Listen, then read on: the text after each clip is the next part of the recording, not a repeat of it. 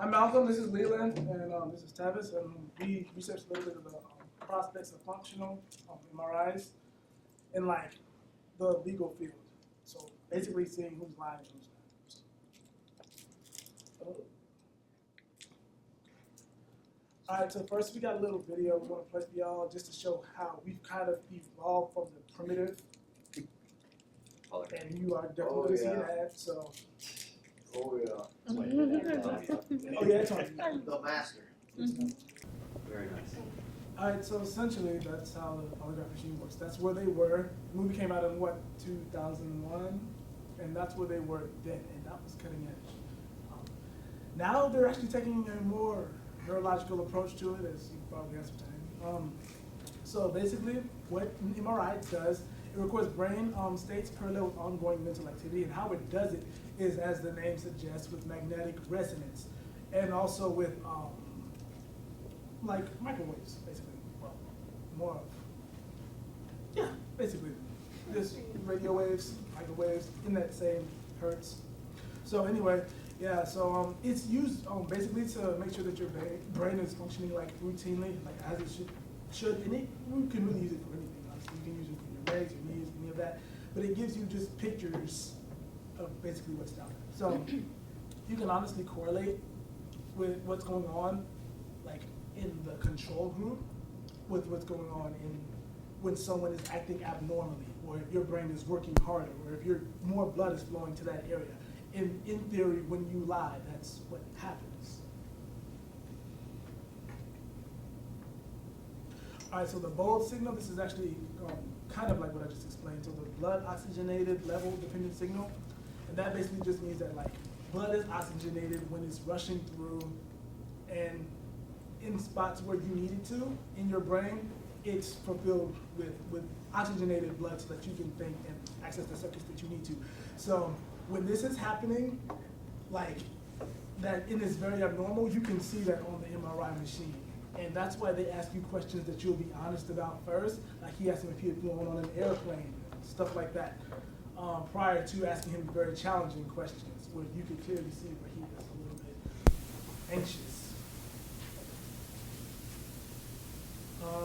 Okay, so the result of the contrast and the conditions are definitely defined by the tester, so you can't necessarily say which brain areas are associated with lying or anything like that, but it's like you can see how they answered and how their brain looked in the control group versus how they looked like after they were asked to answer a question that they would probably lie to. And it's up to the discretion of the tester whether or not they really want to pursue that further, like whether or not that's just up to chance, whether he might have just been nervous when he was answering that question, or whether he was trying to be delusive. So in theory, the lying brain, yes, of course, will differ from a brain that's telling the truth. The not lying conditions generally have lesser activation of certain circuits, but there is no correlation between somebody telling the truth and a score they receive on the exam, as I've already said. In order to actually say somebody's lied, they have to match almost completely the same as what it was when they were not in the control. So if they said, if the dorsolateral prefrontal cortex is like red hot, that means that like there's a lot of like blood and like rushing to that area, and it's not in the other one, you can't ascertain just from that he was telling a lie. That could just mean he was a little bit nervous. It could be any of the psychiatric, or something physiological. You never know, unless they took some type of exam before they started. MRIs are also very dependent upon the compliance of the subject. A lot of times you ask them to not really move their head violently when they're going through that large machine with the big magnets in it that really do the MRI. And a lot of people kind of have nervous breakdowns in there, and all of that is going to show up on the MRI because your brain is like allowing all of those like involuntary motor movements and reflexes to happen. So just by him like involuntarily being uncompliant, he's messing up your results. So that's another thing that they really have to watch out for in terms of how you read the test, because you can't always just associate, as I've already said, that with a lie. So just in terms of facts, we are not very good at lie detection, but MRI has actually improved us by about 36%. They've actually been about 90% accurate. I had a video I wanted to show. It's a little bit long, but basically a guy was asked to steal a watch or a ring from a drawer or something in the office. But they didn't. But he didn't tell the guy who was going to be doing the MRI test what he was taking. And he asked him if had he stolen a watch. He asked him had he stolen a ring, and certain brain circuits were activated, and you could tell when he worked a little bit harder when he was asked when he stole a ring, and when he looked, he had stolen a ring. So they're fairly good in terms of specific questions like that. In terms of problems that they might face, orbital frontal patients, a lot of them, it's hard for them to lie, because they've actually correlated the frontal lobe with being where you process like information where you have to think on the go, which is kind of more or less fluid intelligence, and that's kind of how it works. You use your frontal lobes to kind of just process things quickly on the go. So that's where they tried to say a lot of these lies come from, and they learned that from the people with frontal lobe lesions, because they tend to be very tactless. Like if his wife asked him if she looked good in the dress, he'd just probably be like, not at all. So they have problems.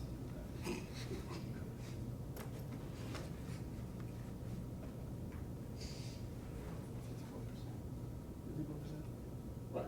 Talk about that number. Right, yeah. Okay, so the 90% that I said that we've done, and the 36% I said we've improved, human beings are actually more or less like 54% accurate when it comes to like determining whether somebody's being honest or not. I have a 54% chance telling you whether you're lying or not. Basically. And that counts like lawyers, magistrates, police officers. Jury. 54%. With Basically, this flip MRI the method? Hmm? You're talking about in the MRI? No, with nothing. With Like if nothing. you lied to me right now, I have a 54% chance of telling you you're lying. You might as well flip a coin. Yeah. Yeah, it's 50-50. It's like if you ask me what's in that box, But it's 90%. With this MRI. under specific, very controlled Yeah, conditions. This was a study done in What about 2000. with the other way that in the video? Do you know? It's been discredited. Yeah, they've actually been discredited. They're actually a little bit closer to 60%, but that's just because they don't really pick up on anything neurological. It's more or less your nonverbal cues that we give your way, like breathing patterns, and heart rate, things like that. All of which are controlled by the brain, so the brain is kind of a better apparatus by which you can like determine these things. Okay. Does that answer your question? Okay. Let's see, what's interesting? Okay, so lesions, as I said earlier, in non-invasive stimulation actually lead to a little bit more information about where the lies are actually coming from, even though there's very little information as to which systems are responsible for it. They've actually determined, as I said earlier, that the frontal lobe is very responsible, and also the limbic system. But there is also a dichotomy with that, because you're not sure whether they're talking about emotional memories that may just be triggered and you're thinking about them, or whether or not you're trying to use that to lie. So you can use those memories to lie, but that doesn't necessarily mean you've done that. That's very important to make that distinction. So in terms of just generalized hurdles, scientifically speaking, modulation, that's kind of a novelty thing. They do a lot of that at Boston Scientific. What they do is they kind of insert just like electrodes into your brain. It doesn't necessarily have to be the area that you're studying, but what they found that it does is it slows down your ability to like come up with creative responses. So that's really something they've been looking into, whether they can do the antithesis of that and like see if they trigger the right area, see if they can get a live response. So it's very interesting. They could enhance learning ability by modulating the activity in the interior of the cortex. That would just be like, that's just another thing they could do. Question. Yes. Is the decreased ability to, what did you say? Make creative thinking? Yes. Essentially what your frontal lobe would be responsible for doing, relaying that information back.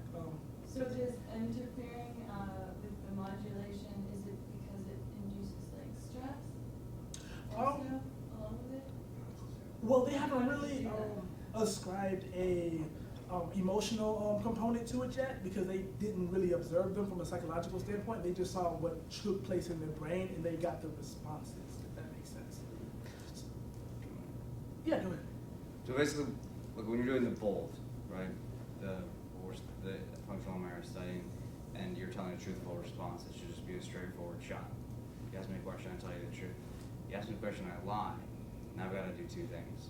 I have to suppress the truth, and then I have to come up with a lie. So you're going to see a lot more activation. Right. That's what we're looking at, but it's specific to the person.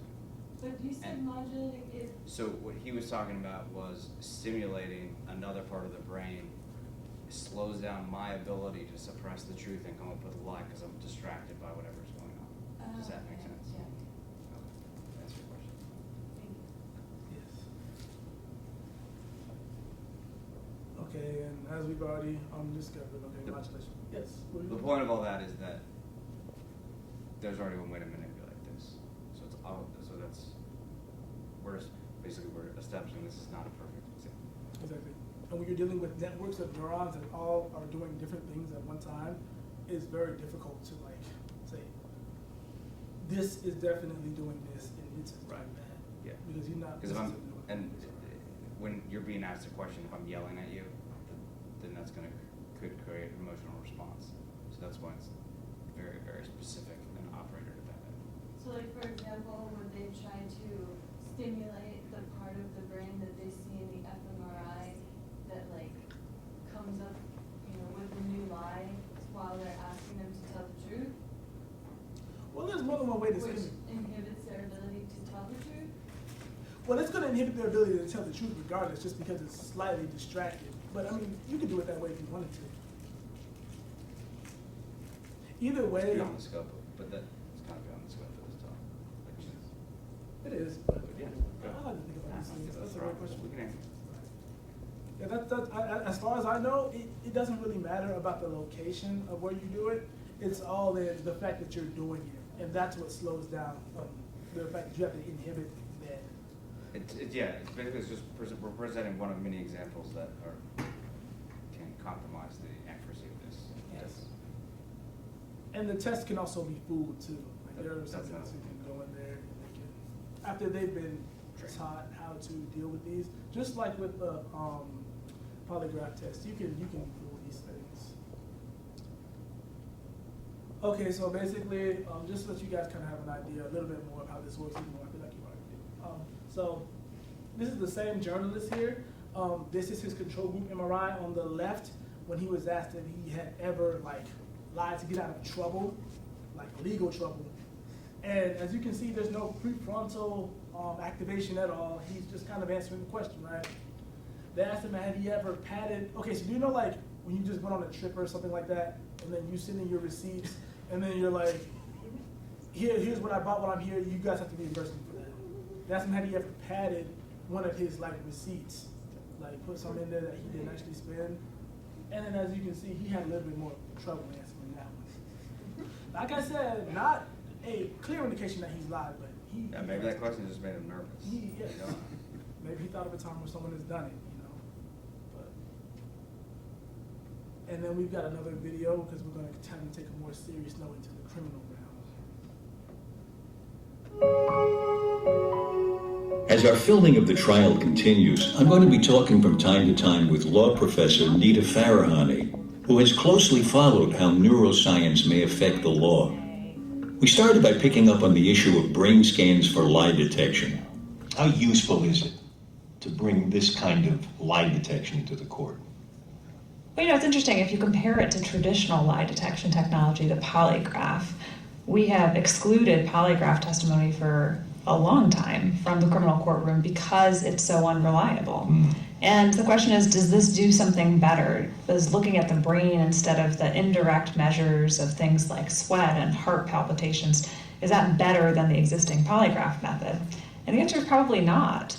Every time we introduce new science into the courtroom, there's an overconfidence by jurors in the science as if that's the objective truth, right? That science has found the objective answer and that they don't have to do the hard work of trying to figure out if the person's telling a truth or a lie because the science tells us that.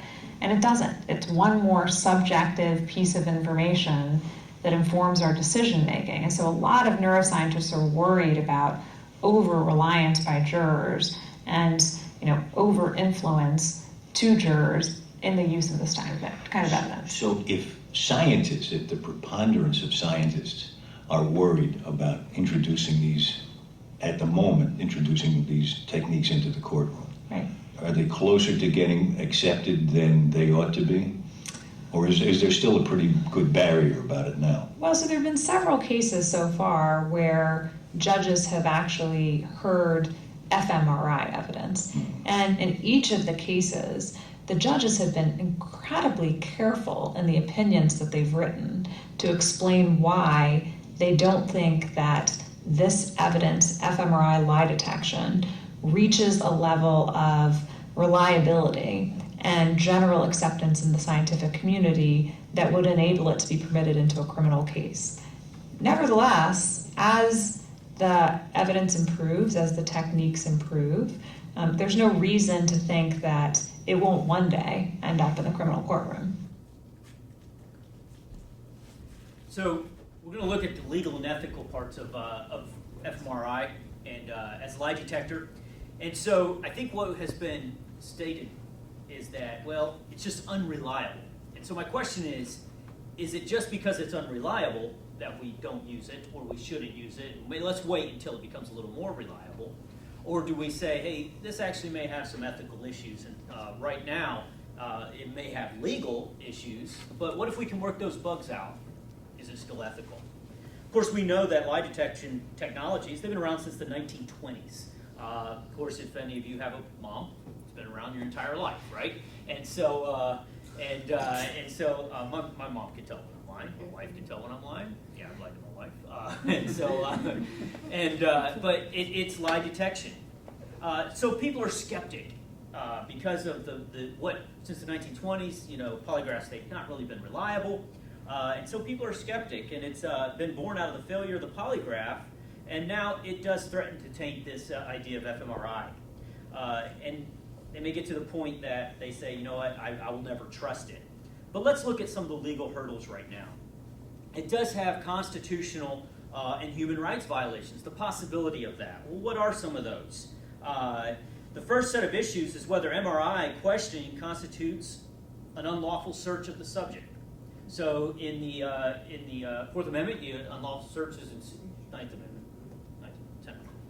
It's in an amendment. It's the Fourth Amendment. It's the unlawful searches and seizures. So can they probe your brain, and is that a lawful probing of you as a person?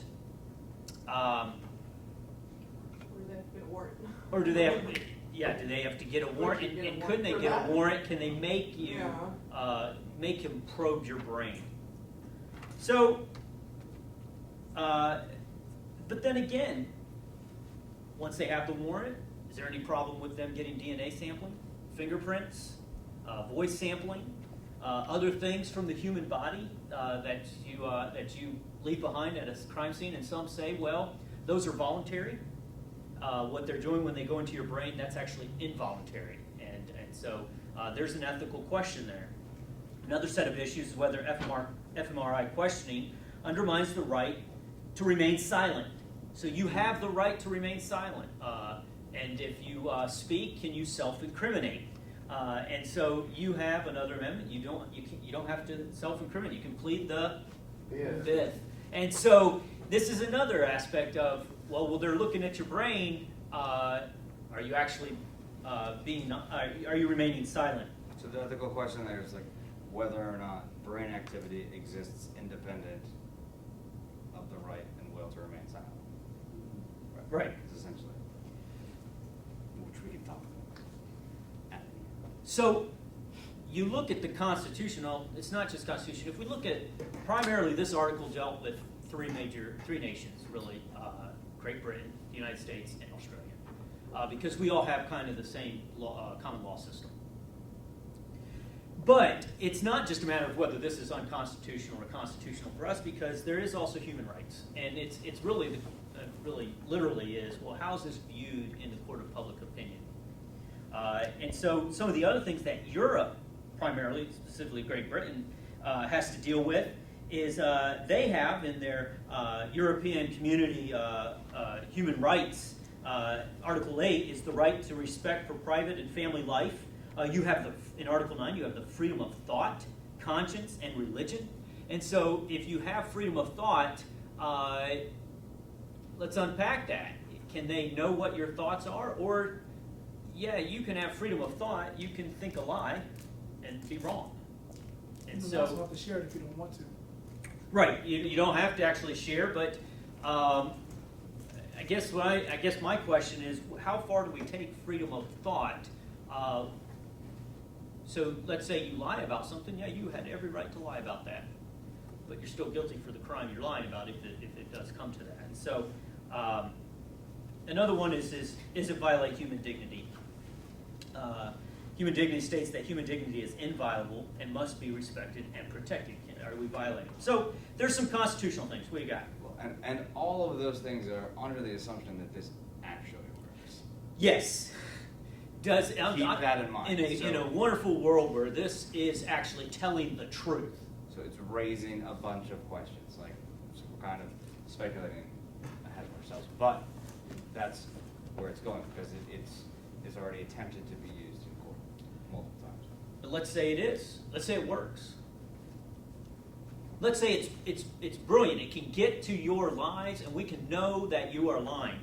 Well, what about the concern raised for authorities to go on these fishing trips to go find it and say, hey, I don't have probable cause. I just have suspectability, and I'm going to just ask, we're going to put this person in an fMRI, and we'll find out they're lying. So compelled questioning and covert surveillance, can it be misused? And here's where I differ from the article, and we got that problem in everything we do. You can go and unlawfully search, and that's against the law. So I think there's regulations that can be placed in there to prohibit that. But what about this? What about the probative value, the unfair prejudice, and undermine of the province of the jury? And what is this? This means that for evidence to be admissible in criminal courts, it must be relevant, thus possessing probative value. Well, what is probative value? It is the extent to which this evidence increases or decreases the probability of a fact in the issue. So the jury gets this. If this is, as we've said, if this is great and it works and it's true, why even have a jury? Just go ahead and just say, put them in the MRI, and we'll take the picture, and that'll tell us what it is. And the jury, you don't need a jury. So you've undermined our entire legal system because of this. And we'll get to why the jury is going to look at this, and you could say, well, let's just add this as a piece of the evidence. Well, we'll look at this in a few minutes as why people don't just look at this as a piece of evidence. They look at this and say, it's science. This works. This must be true. So and then the right to a fair trial. So if you've actually, the fairness of your trial is going to be impeded because it places at risk this one person. And here's the fairness thing that I'd like to bring to your attention. In a case where it's the United States versus you name it, or the state versus you name it, okay, you can take the defendant, you can put them through the fMRI, and you can find out whether or not they're lying. But what about if it's in domestic courts where you have two parties? You have the plaintiff, you have the defendant. Should the plaintiff also be required to go through and have an MRI done? Because if the defendant is, then it's a very biased. You're being unfair. Okay, let's take that a step further. How many lawyers can do their job without lying? Even to defend. Does the defendant have the right to say, I want the lawyers to also go through the fMRI? Because they should also be held accountable, and they shouldn't be lying. So how far do you take that? So it's not a lawyer's job to tell the truth, it's a lawyer's job to let the jury make the determination. Sure.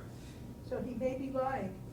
It's his job to do the best job he can to defend his client.